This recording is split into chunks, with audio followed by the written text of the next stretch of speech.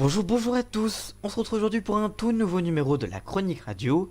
Et cette semaine, on a un sommaire assez chargé et on va parler de toute l'actualité de la radio après l'épisode entièrement consacré aux audiences radio de la semaine dernière, dont on vous met les liens en fiche et en fin de vidéo. Et cette semaine, on a un sommaire assez chargé et on va parler de Europe 1. La station lance une série originale sur la réussite à la française. On vous donnera tous les détails. On continuera avec WeFM. La station de Arthur WeFM a été vendue, on vous donnera tous les détails. On continuera avec RTL/BFM TV. Marc-Olivier Fogiel quitte RTL pour devenir patron de BFM TV. Son remplaçant déjà nommé, on vous donne tous les détails dans la suite de cette vidéo. Et on terminera avec les premières informations sur le Mercato Radio. Nico Saliagas, Yves Calvi, Maïtena Biraben. On vous donne tous les détails des premiers noms annoncés pour le Mercato Radio. On vous donne tout ça en fin de vidéo. Et nous on se retrouve juste après le générique pour développer tous ces titres. C'est parti, générique. La chronique radio, c'est tout de suite.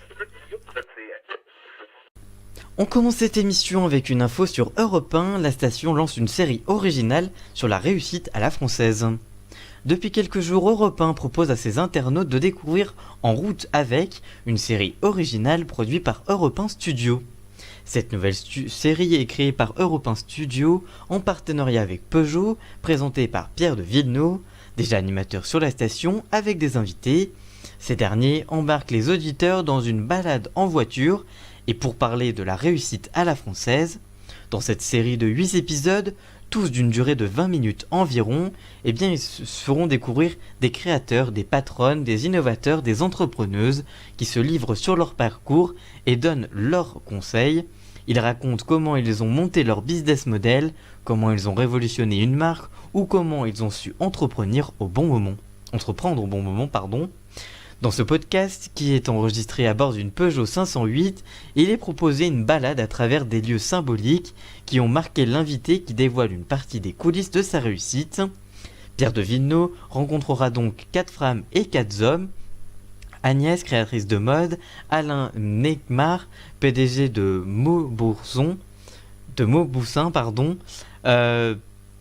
Augustin Patliano-Marmont, cofondateur de Michel et Augustin, Mathilde Lacombe, créatrice de Birchbox, et Aimée Skincare de Mercedes Hera, présidente exécutive d'Avas Worldwide, Pierre Hermès, créateur de Haute Pâtisserie, Rand Indy, fondateur de Snipe, et enfin Roxane Verzade, créatrice de Station F.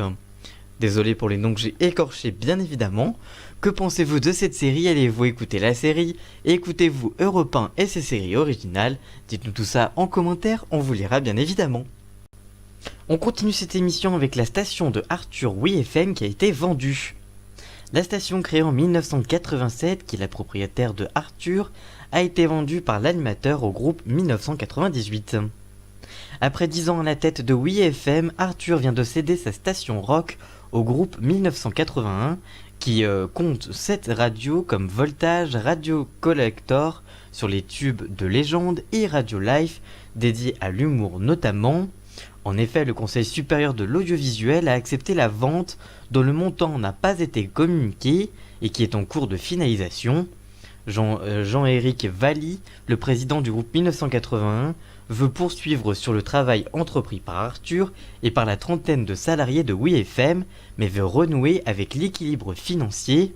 Arthur confirmait il y a quelques semaines l'hypothèse de la vente de la station, qu'il avait rachetée en 2008 pour 5,2 millions d'euros. Pour l'animateur de TF1, la principale bataille était celle des fréquences, puisqu'elle n'en possède que 28 à l'heure actuelle.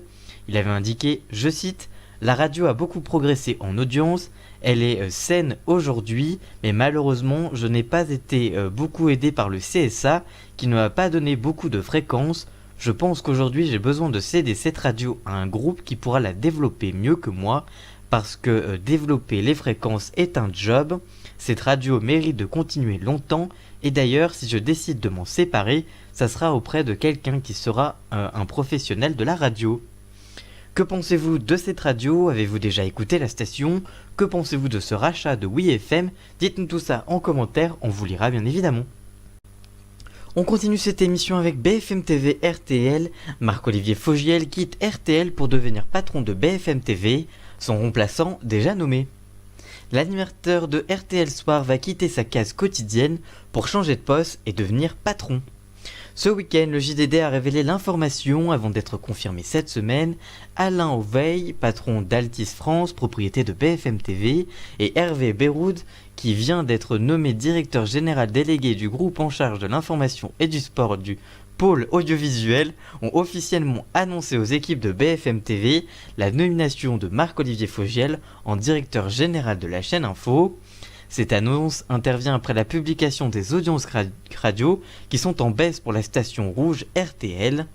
La généraliste perd beaucoup de fidèles, perdant son leadership devant France Inter. Avec ce départ, Marc-Olivier Fogiel est le premier mercato de la saison de la rentrée.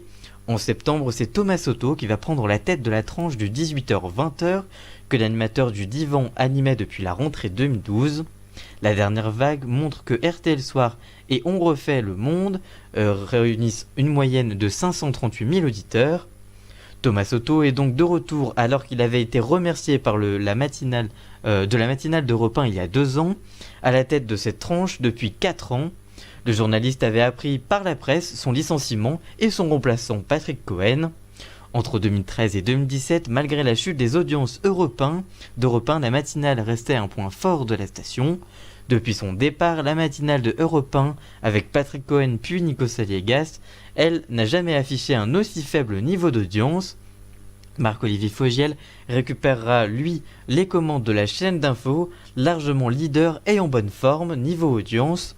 Depuis 2010, la chaîne d'info du groupe Altis est dirigée par Hervé Beyroud, qui a fait de la chaîne d'information le leader incontesté dans son créneau.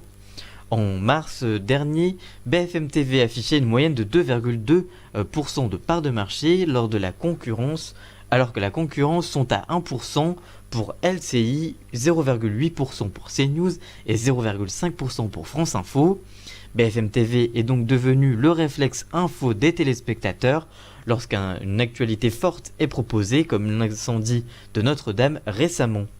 Mais BFM TV va devoir faire face à la disparition de France 4 et France O, qui peut donc faire avancer ses concurrentes dans la numérotation et donc atténuer le leadership, puisque si une chaîne comme CNews ou LCI change de canal et se rapproche et prennent le canal 14 ou le canal de France O, la numérotation pourrait changer et donc on va moins chercher loin LCI et donc ça pourrait atténuer le leadership de BFM TV. La rédaction reste très attachée malgré leur confiance se soit fragilisée suite à la crise des gilets jaunes envers leur patron. Pour rappel, certains des journalistes ont été agressés lors des manifestations du samedi, ainsi que sur la ligne éditoriale de la chaîne. Marc-Olivier Fogiel peut donc apporter une plus-value à cette dernière grâce à un réseau personnel et sa capacité à faire des coups médiatiques, comme lors de la première interview de Laetitia Hallyday après le décès de son mari sur RTL. Que pensez-vous du départ de Marc-Olivier Fogiel de RTL? Que pensez-vous de sa reconversion professionnelle? Que pensez-vous de son remplaçant Thomas Soto? Dites-nous tout ça en commentaire, on vous lira bien évidemment. Et on termine cette émission avec les premières informations sur le Mercato Radio. On vous donne donc toutes les infos.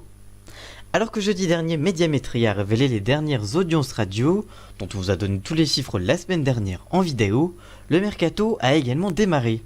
Les premières rumeurs du Mercato ont démarré après la vague des audiences de janvier à mars, publiée jeudi dernier.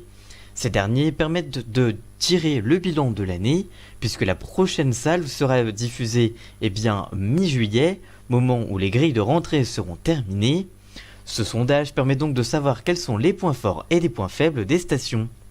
Et on commence par la matinale de RTL. Si des rumeurs ont annoncé le départ de Yves Calvi, Christopher Berdelli, patron de RTL, a assuré à nos confrères du Parisien, je cite, « Il n'y a pas de sujet Yves Calvi ». Ce dernier estime que la baisse des audiences est générale et non pas liée au présentateur de sa matinale. Pourtant, selon leurs informations, les salariés de la station regrettent ce manque de changement. Je cite, « Il va falloir bouger ce qui semble immuable, la matinale est un sujet de préoccupation majeur. » Ces derniers regrettent le manque d'investissement du journaliste qui s'agace des coûts éditoriaux de la concurrence. Malgré tout, la direction a annoncé cette semaine que l'animateur serait bel et bien à l'antenne à la rentrée à la tête de la matinale. Et on continue avec la matinale de Europe 1. Autre matinalier à être en danger, c'est Nikos Aliagas, qui avait pour objectif de remonter les audiences en berne de la station, mais ce n'est pas du tout le cas et elle continue même de chuter. Rien ne se passe comme il l'avait prévu, sa matinale continue de perdre du terrain, les rumeurs d'un remplacement a donc circulé en l'honneur de Mathieu Belliard. Le nom de Maxime Switek a également circulé. Après une année sans radio, il a revu ses patrons il y a quelque temps. Pour le moment, ni l'animateur ni la station n'a pris de décision. Europe 1 n'a donc pas fini d'agiter le mercato. On continue avec Camille Combal. L'année dernière, Europe 1 avait travaillé sur l'arrivée de Camille Combal. Au dernier moment, le transfert ne s'était pas fait et l'animateur était resté sur Virgin Radio. Grâce à son arrivée sur TF1, Camille Combal touche maintenant toutes les cibles de population. Énergie et Fun Radio, ayant des matinales déjà bien installées avec Manu Lévy et Bruno Guillon, les stations ne sont pas donc intéressées à changer d'animateur pour leur matinale. Camille Combal travaille donc son avenir à la radio sur des radios généralistes et donc peut-être sur Europe 1, soit à la matinale, soit sur une émission dans la grille, mais le nom de Camille Combal pourrait être annoncé pour Europe 1, c'est en tout cas les premières rumeurs qui tournent autour de Camille. On continue avec Maïtena Biraben, l'ancienne animatrice de Canal+, a décidé de raccrocher avec RMC, mais plus généralement avec la radio. RMC va devoir se séparer de Maïtena Biraben à la fin de la saison, mais cette dernière ne rejoint pas une autre radio.